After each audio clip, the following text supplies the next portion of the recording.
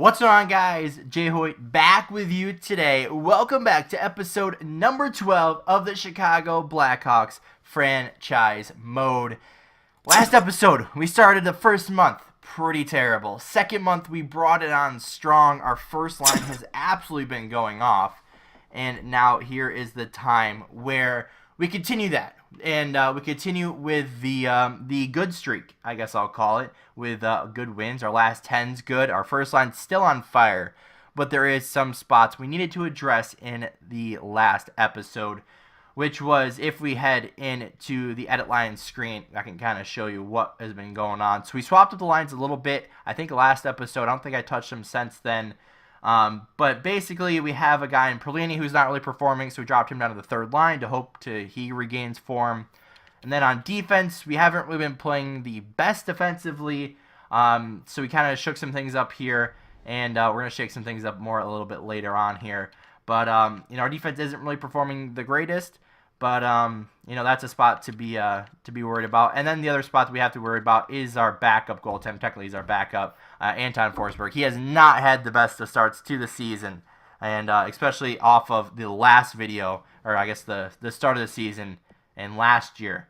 You'd expect a little bit different out of him. So that's why we re-signed him. That's why we didn't go after anyone else, is because we wanted to have, obviously we knew we weren't going to get those numbers again, but for sure, we wanted him to get kind of just, back in the game and do even half that. Even like a, 12-7 type record. It's fine. Like, you did your job, basically. You held us in games while the starter needs a break.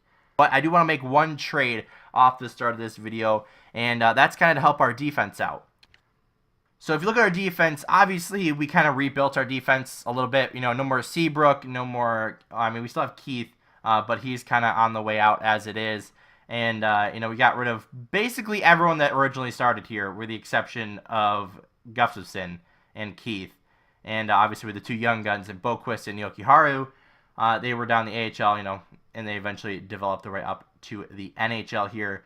But for the most part, we have newcomers. Obviously Miller, Ulevi, and the two young guns are basically all of our new guys. So we kind of rebuilt our defense.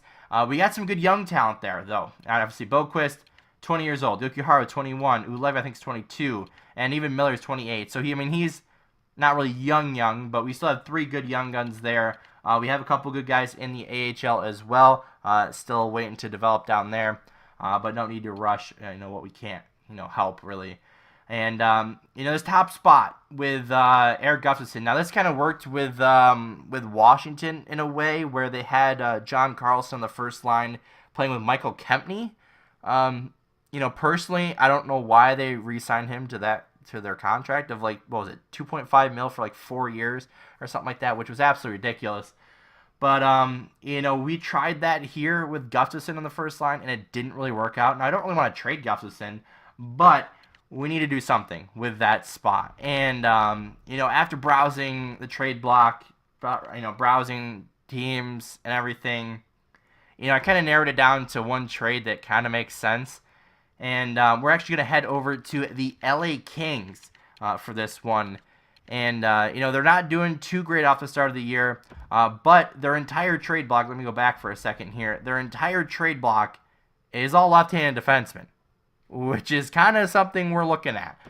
So, these were three guys I kind of, were checking out and seeing what the deal was. Basically, I kind of eliminated Muzzin right off the bat because we don't have the trade value to really trade for him. Plus, he's got 4 years left. The contract's not bad for money-wise, but the years-wise, 4 more years. Can't really do that. So then it kind of left Martinez and Phaneuf. Phaneuf would be kind of no real upgrade over Gustafsson, especially given his performance this year. 8 points. Yes, it's better points-wise, but still negative. Still not playing the greatest. And he's already declined over the start of the year. He started the year at like an 82. Now he's down to a 79. So, I definitely saw that at the beginning of the year because I knew these guys had a couple of left-handed defensemen that were, working around the lineup. But that kind of led me up here to Alex Martinez. And 1 year left, $4 million, 81 overall, 33 years old. And he's doing kind of the same as Phaneuf. And yes, he's not playing the best defensively, but this kind of makes the most sense for us. He can go play our top line for us. They've played in the playoffs. So he can do that. Plus, his trade value is not too much. So this could definitely be a trade we can get. Hopefully, it helps out both teams here. So we do have a little bit of salary to kind of absorb. We have $11.5 million to kind of deal with. And we also are kind of helping them out in a way because they're strapped for cash right now. They only have 2.9 mil to spend. So getting rid of $4 million in the back end, and once probably they don't re-sign enough next year, or maybe do a lot less of a contract, they'll have some more money to do something else next year. So if we get Martinez, that'd be fantastic. But I kind of want to, not hurry through this, but I've been talking for long enough here. So the trade is, I don't know what this guy's first name is, but Snundergaard. Is it Luke Snundergaard? We're going to trade him. And we have 2 prospects we're throwing this that are not doing the greatest. So we have, who am I looking for? Olezic, this guy that I can't even pronounce his name. And then we have a center prospect down here somewhere. One of the unsigned guys. It would be this guy. Yeah, this guy. So I figured get rid of a couple of guys that most likely aren't, don't really have the best potential and most likely won't become much of anything in the game. And trade him away for a defenseman that could definitely help us. So will this go through?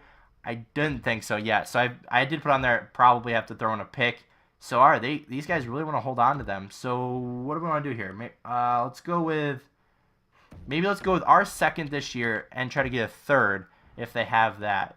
Okay, so they have the Flyers third. So let's try to do that. Our second from this year for LA's pick, which is actually the Flyers pick. Will that one go through? All right. So I'm happy with that. I mean, I didn't really want to give up a second-round pick for that, but getting back a third-round pick, we already have a second-round pick for this year. Let's go get him into the lineup, and then let's start the video. All right, so an easy one-for-one swap, for the lineup. We took out Gustafsson, swapped right in Martinez, so that trade's done. But we're going to go a couple months here and kind of see what happens here. So we're 24, I believe, games. I think I saw it through 24 games through the season. So I think I don't know where the next 24 is, but let's go to January 24th and kind of see what happens from there. So we actually ended up playing the LA Kings the day after the trade, which was kind of funny, but we beat them in a shootout.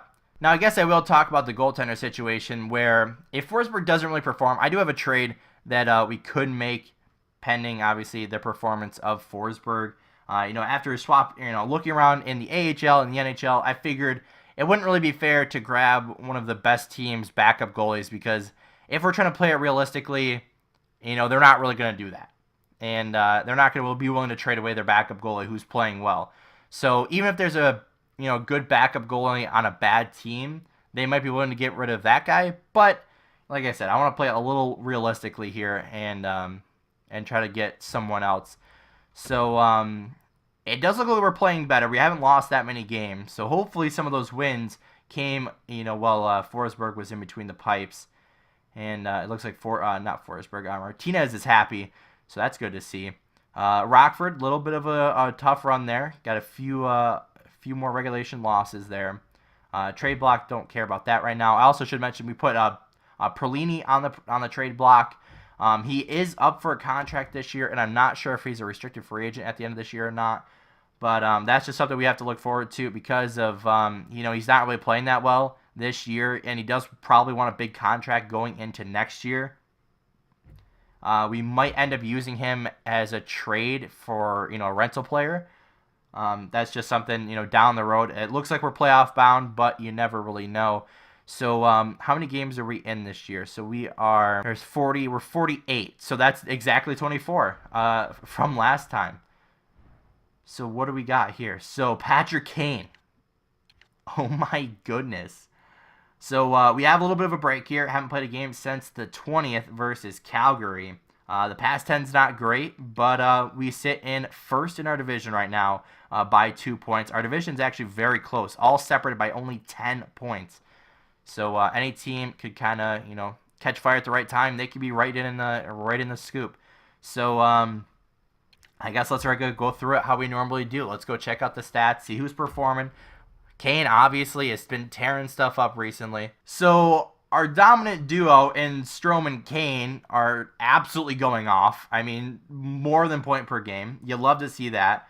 Brandon Saad playing okay, but I would like to see obviously more points. I mean, you have a pair of 60-point getters right now, and then he's down there at 39. So, maybe we try to get someone there that's a little bit more. Maybe that's where Perlini comes in. We try to get someone that's more top line-ish, and then maybe move Saad down to the second line.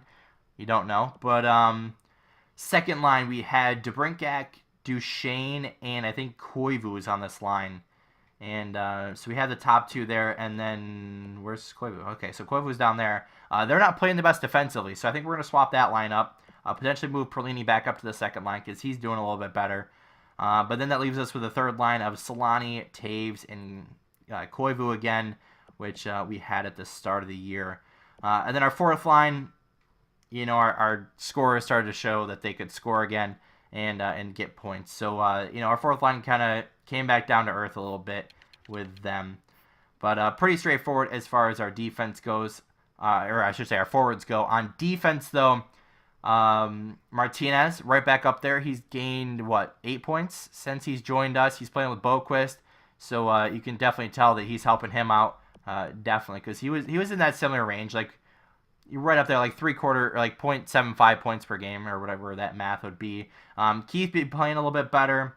Miller, definitely going to have to move him up to the second line to play alongside of Keith. And then I will move Levy and Yoki Haru down to the third line. And then we got Gustafson down there, who we took out of the lineup.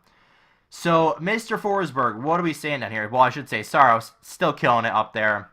He's up for a contract this year as well. So, we're definitely going to have to re-sign him to a contract. But Forsberg, you've gone 3 and 3 since we last saw him, I think.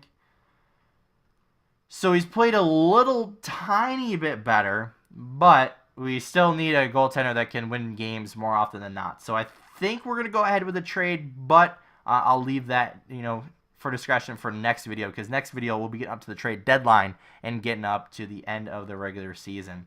So, I'm not in any rush to do that, especially with Saros playing super well. But that's just something to keep in the back of our minds. And as per usual, I'll run through the AHL team real quick. AHL goaltender's doing fine. Defense, everyone's kind of doing okay. Couple minuses there, but you know what? For the most part, they're doing well. And then 14 there, doing pretty well himself. So that's good to see. I mean, I believe they're doing well down there as well. But what do we want to do here? So we have the dominant duo in Kane and Strome, but I'd like to see someone else kind of step up there and get up to that 60-point mark, or even mid to high 50s would be super nice. But you can't have it perfect. I mean, not everyone's gonna be performing all the time. So overall wise, where do we sit? So we sit in 6th overall right now. I think we're in like first. What are we? First, second. So we're second in the West, I think, right now, which is good. So let's go through everything. So we're number 6, goals for. We are at 147. So we're in the top 5 there. You love to see that. Goals against, 124. We are towards the bottom. I think we're in the bottom 10. I would like to guess there. There we are. Power play goals, we're at 50. That's a pretty big number there. Yeah. So we have a really good power play, which you love to see. 27.3%, tied for the best power play in the league, behind the second-ranked Tampa Bay Lightning there. And then we move on to penalty kill, and it looks like this is definitely improved as well. We're actually number 3, 86.3%. So our special teams are absolutely killing it right now. And then we look at our records. And this happened last year, where our home record sucked. But then away, we would absolutely dominate. So I don't know what it is about. Is the United Center? I keep forgetting. I think it's the United Center where Chicago plays. Well, wherever Chicago plays, we're not doing well there. So I don't know what it is about the Chicago fans, but we need you, right? If we start playing better at home, we'll be number 1 in the league. So you look at our away record, and you can only imagine, if we had a similar record to like Tampa Bay, where it's, it looks great all around. So we need to fix that home record. Last 10, 3-3-4. At least we got a couple, 4 points out of those 4 games. I guess with the overtime losses. But we gotta try to avoid that if possible. We want the 2 points, not just the 1 point. But all right. So we're doing pretty well across the board. I mean, the only thing that really is kind of worrisome is that home record, especially going to the playoffs. We almost want to play more away because I mean we have the better away record there. So yeah. So we sit in 6th overall in the league right now. We're in a pretty darn good spot going towards the playoffs. Obviously, only about halfway through this year. And I should say a little bit more than halfway. We sit in first place in the Central Division, but I believe that is going to be it for me today. Like I said, we're in a good spot right now for the playoffs. Are we going to trade Forsberg? More than likely, or even just add another goaltender and keep Forsberg to the end of the year and find someone else to fill that backup spot for next year. But anyway, guys, I think I'm gonna wrap this one up here. We had a pretty darn good episode.